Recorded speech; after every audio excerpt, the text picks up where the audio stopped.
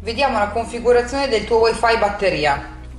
Dalla pagina principale tengo premuto il tasto Set e il tasto mano per qualche secondo, finché compare la scritta Conf Net.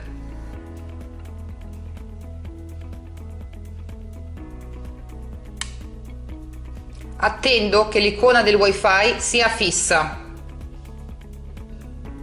Ora dall'applicazione Menu, elenco termostati. Nuovo termostato. Tuo. Avanti.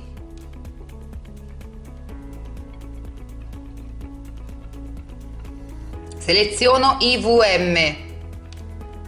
Seleziono di nuovo IVM.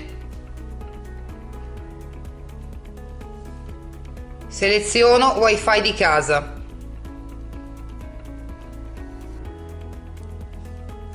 Password.